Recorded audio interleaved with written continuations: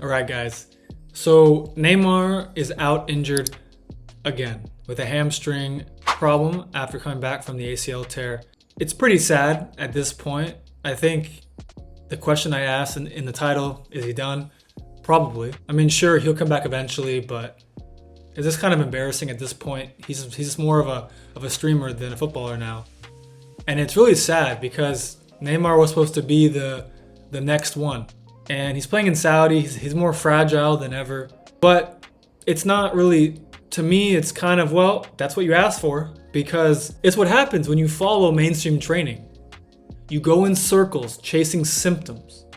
You only train muscles in isolation instead of looking at the body as a whole system.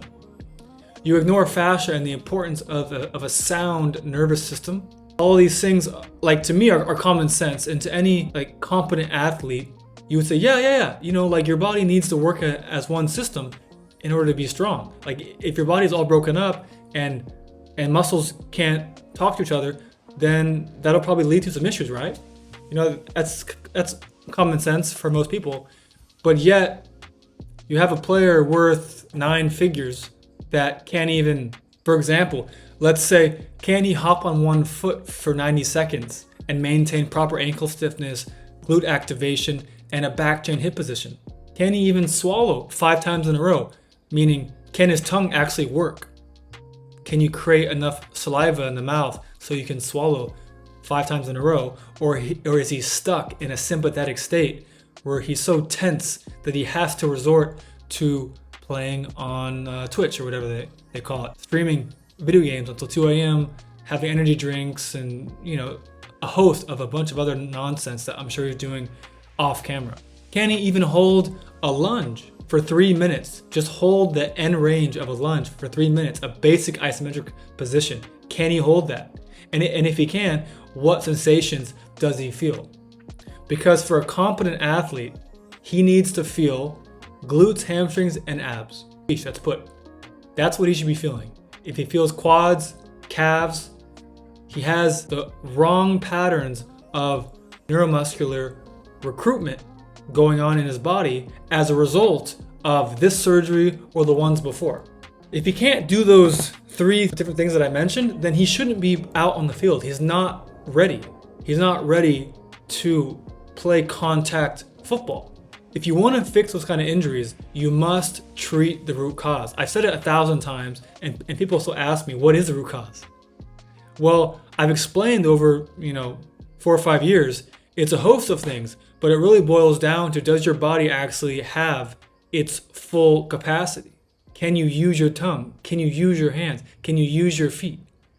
Fascia is a system that integrates everything from head to toe in a big spider-like web matrix. How well your fascia is working, how well your fascia is gliding, how well your fascia is communicating is a result of your nutrition, of your lifestyle, and by far your training. If you are training in the gym, if you are creating patterns of movement that are beneficial for gym work, that is the opposite of what is beneficial for running, for sprinting. Does Neymar know any of this?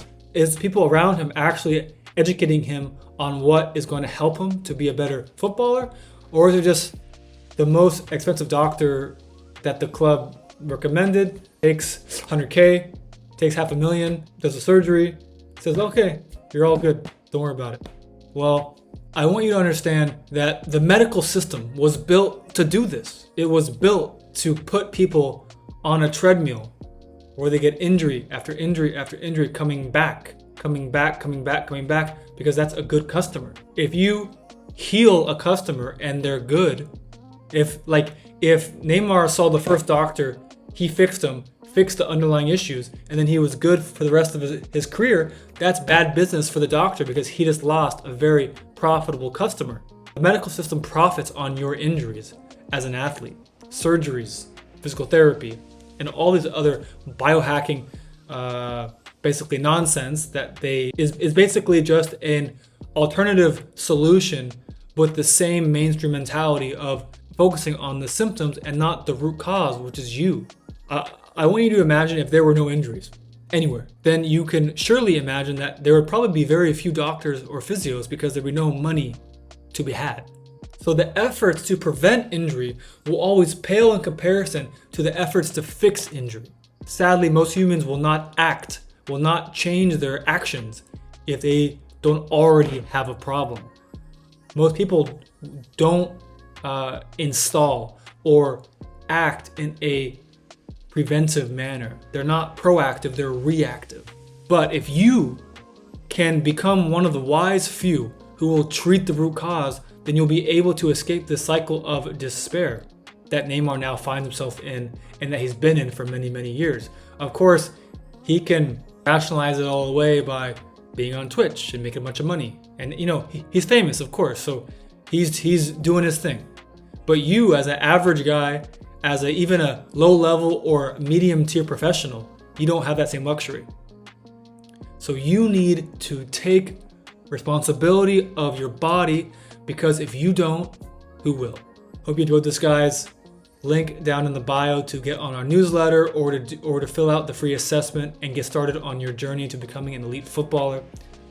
Hope you take advantage of this opportunity before your chance to be your best passes you by. All the best and see you soon.